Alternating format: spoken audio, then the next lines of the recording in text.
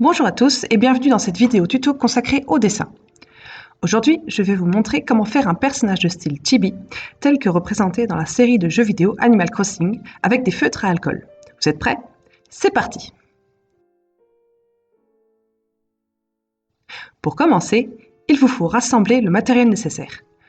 Tout d'abord, un crayon de papier et une gomme ordinaire sont amplement suffisants. J'ai ici quelques gommes différentes, mais la gomme qui est dans votre trousse scolaire fera très bien l'affaire.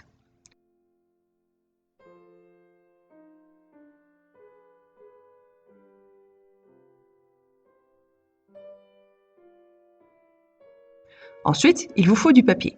Pour les feutres à alcool, vous pouvez aussi bien utiliser du papier layout qu'une feuille d'imprimante classique. Moi, je pars sur un papier plutôt épais, mais c'est juste pour mon confort.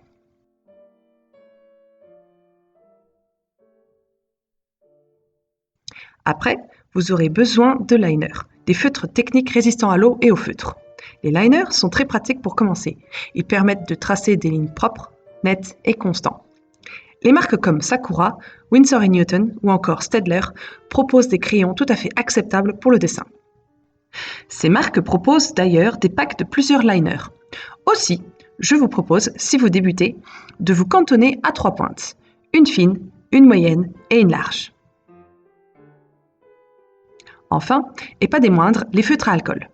N'importe quelle marque fera l'affaire pour débuter, d'autant plus que les feutres sont de plus en plus abordables. Mais essayez de vous procurer des feutres à pointe pinceau. Les marques comme Copic ou ProMarker de Winsor & Newton sont de bonnes références.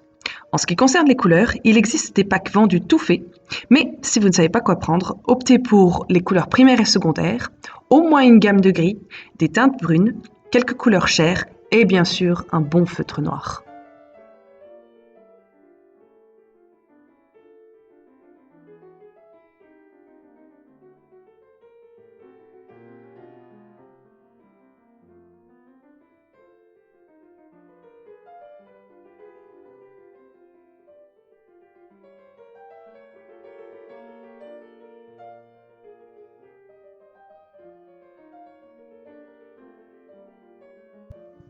Voilà pour le matériel. Passons maintenant à la pratique. Ah d'ailleurs, pour un dessin réussi, vous pouvez vous aider de références disponibles sur le net. Mais attention, on ne trace pas, on se contente de s'en inspirer. Pour la tête, il suffit de tracer un ovale. Pour optimiser le trait, faites le geste au-dessus du papier sans toucher. Quand vous êtes prêt, abaissez le crayon. Une fois que c'est fait, tracez une croix qui traverse le centre de cet ovale. Cette croix vous servira de guide pour les traits du visage.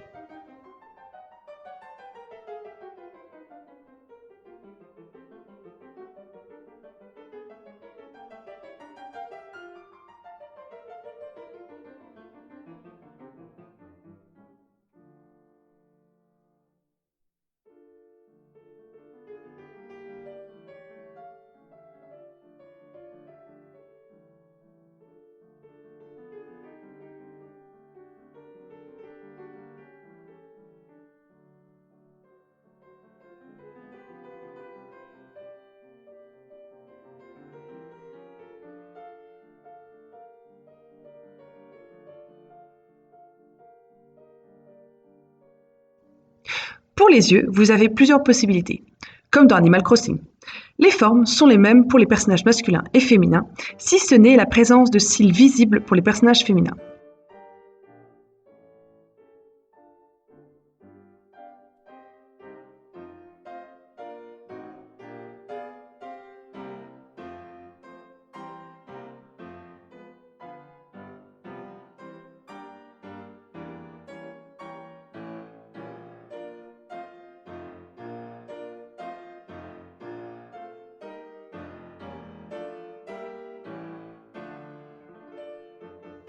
Faites une base ronde ou ovale pour le contour, puis tracez l'iris.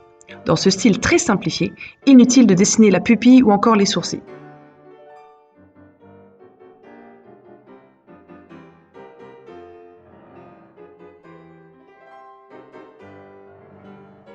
Pour le nez, vous avez 3 options. Tracer un triangle, un carré ou un ovale. Traditionnellement, dans Animal Crossing, c'est la forme triangulaire qui prime. Du coup, allons-y pour un triangle.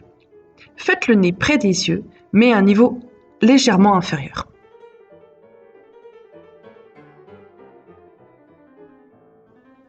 Pour la bouche, vous pouvez tracer différents sourires. Encore une fois, tout est dans les courbes et les rondeurs.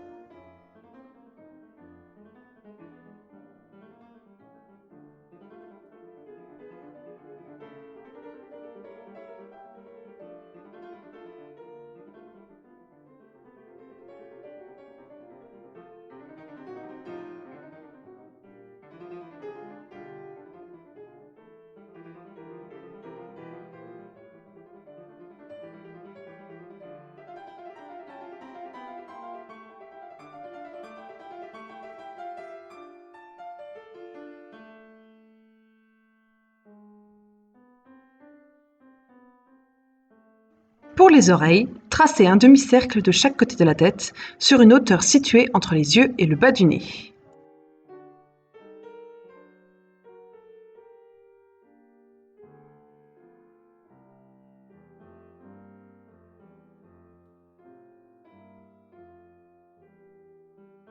Pour les cheveux, toujours par souci de simplicité, inutile de faire dans les détails. N'hésitez pas à vous reporter à vos références si vous recherchez une coupe en particulier, qu'elle soit masculine, féminine ou neutre. Je vais opter pour une coupe courte avec des mèches sur le front. Pensez à laisser un petit espace entre le crâne et la surface de vos cheveux afin de créer du volume.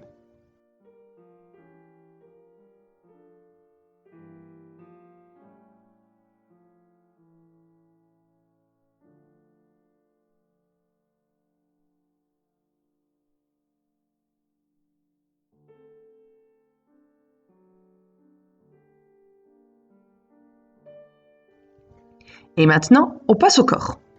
Alors, en principe, un chibi fait entre 2 et 3 têtes de hauteur. Dans Animal Crossing, les proportions sont plutôt de 2 têtes et demie pour les villageois humains. En ce qui concerne les animaux, c'est un peu plus variable. Nous, on va essayer de respecter ces proportions.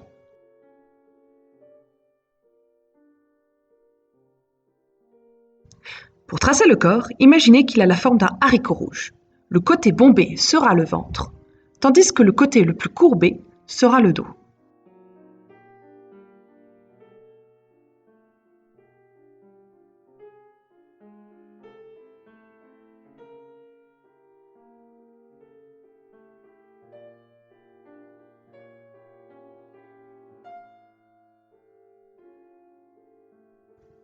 Ensuite, on dessine les bras, puis les mains.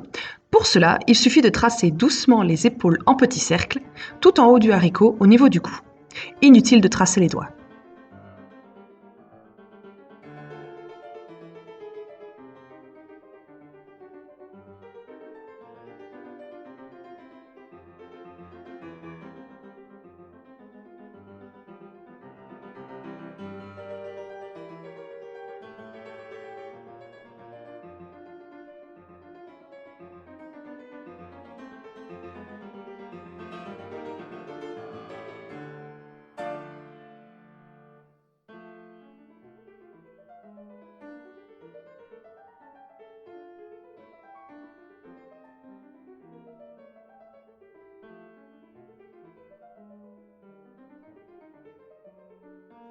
Puis, on attaque les jambes et les pieds.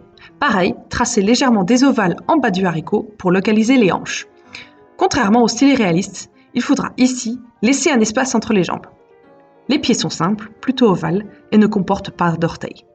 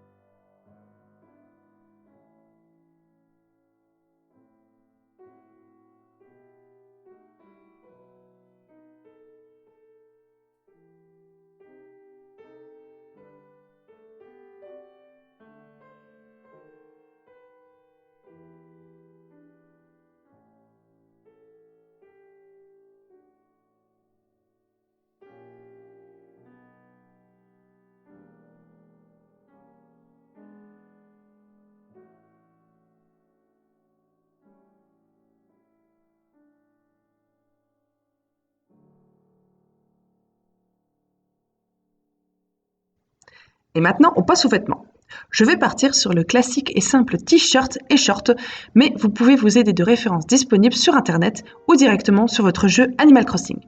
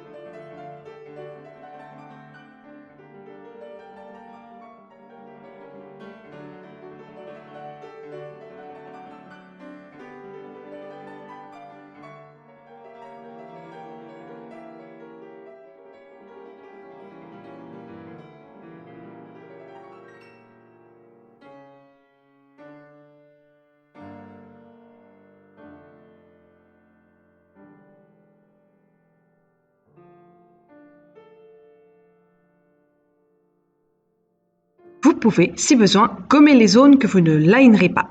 Cela vous évitera de commettre des erreurs. Si vraiment votre croquis est très brouillon, vous avez deux solutions. Soit vous faites un nouveau croquis au propre, toujours au crayon de papier, soit vous utilisez une table lumineuse pour le line et recopiez sur une nouvelle feuille par effet de transparence. Voilà, notre croquis est terminé. Passons au line. Commencez par le liner moyen pour la tête. Règle d'or du line art, prenez votre temps.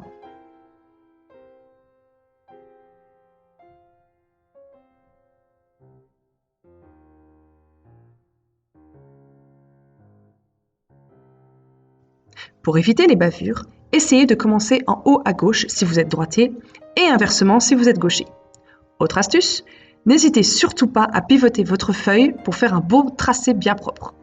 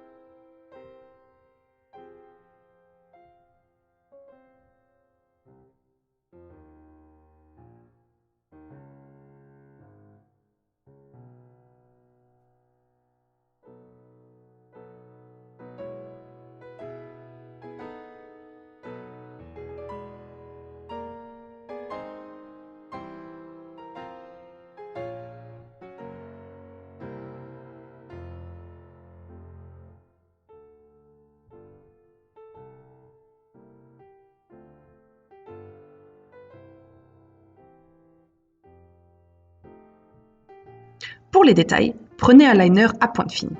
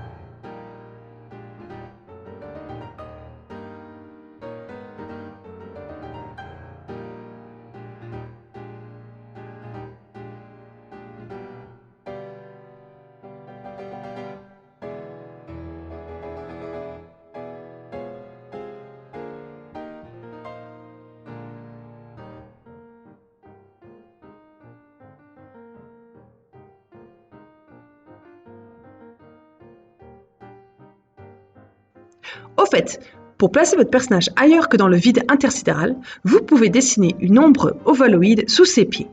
Placer dans l'espace, c'est une première étape pour créer un décor en fond. Mais ce sera pour une autre fois.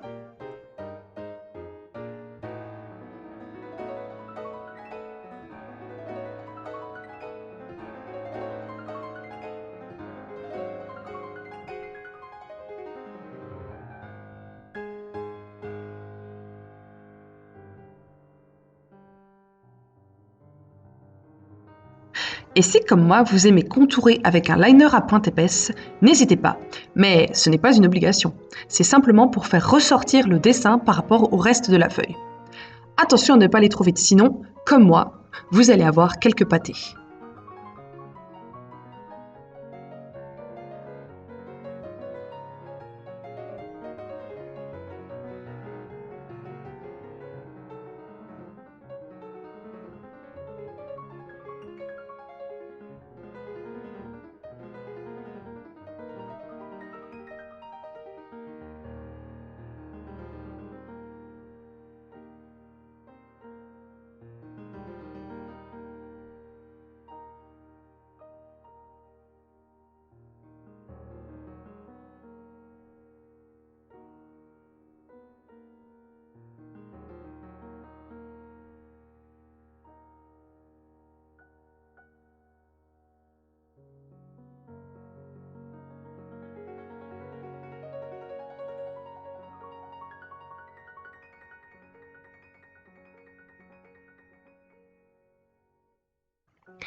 Et voilà, un beau line bien propre.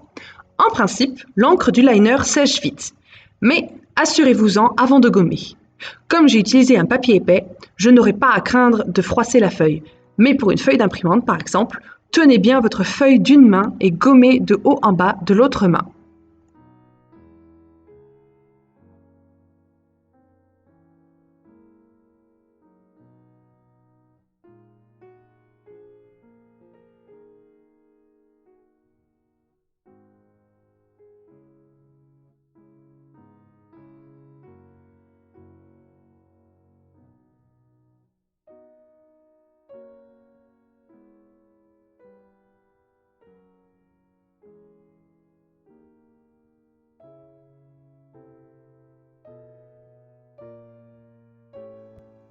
Ok, nous sommes bons avec le line. Passons maintenant aux couleurs.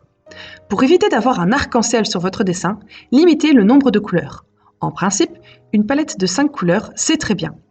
N'hésitez surtout pas à faire des tests sur une feuille séparée avant de commencer. À ce stade, ce serait dommage de se tromper ou de regretter certains choix.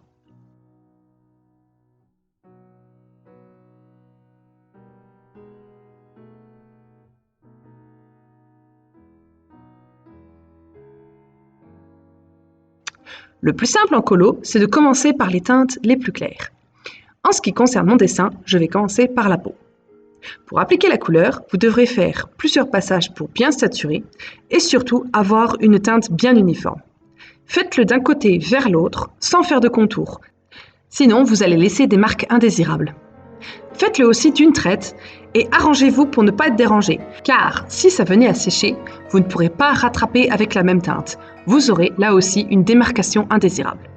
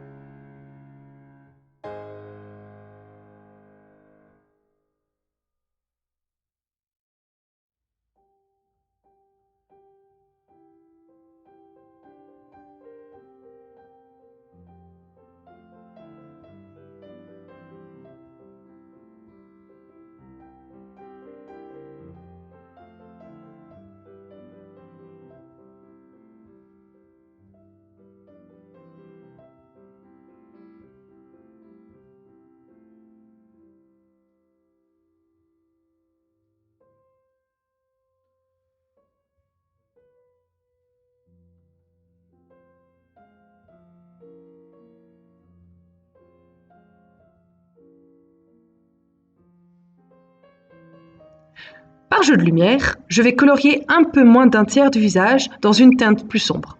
C'est subtil, mais ça va faire un effet de volume sur votre dessin.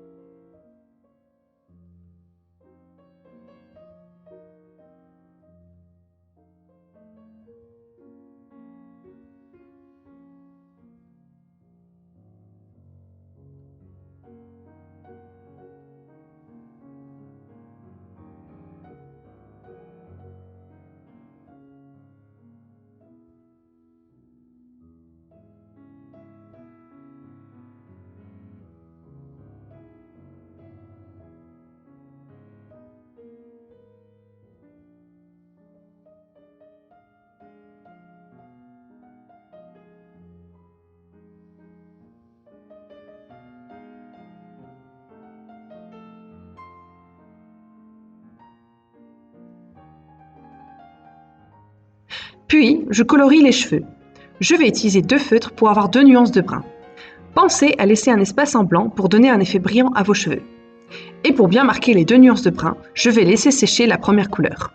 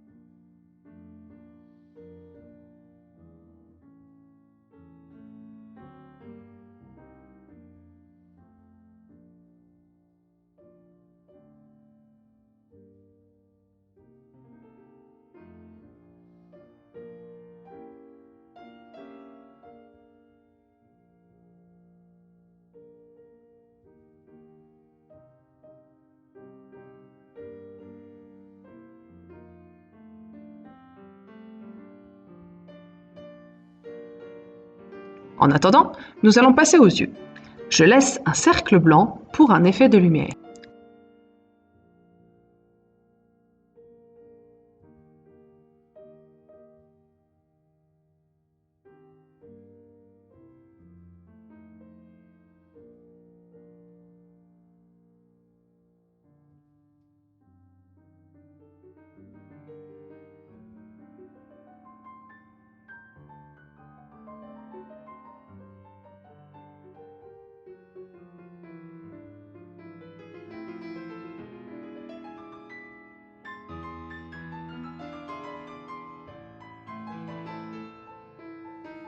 Tant que j'y suis, je vais tout de suite colorier les chaussettes vu qu'elles sont de la même couleur que les yeux.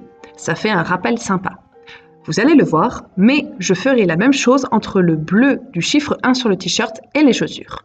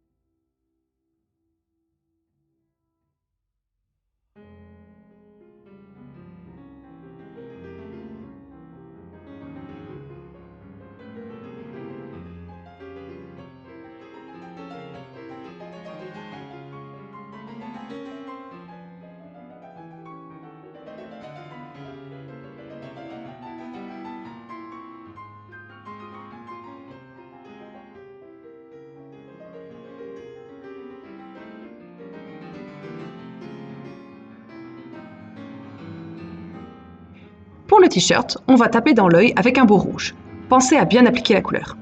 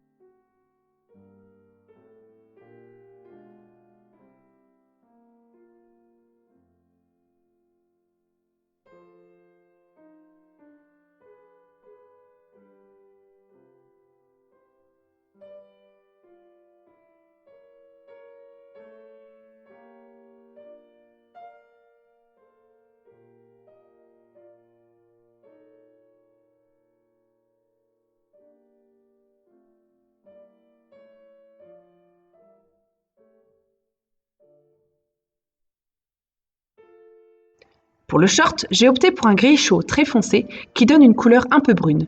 J'ai fait ce choix parce que d'une part, ça va avec le rouge du t-shirt, et d'autre part, ça équilibre un peu l'ensemble, car, vous l'aurez remarqué, on a des couleurs chaudes, à savoir les cheveux et le t-shirt, mais aussi, en quantité moindre, des couleurs froides, représentées par le vert et le bleu.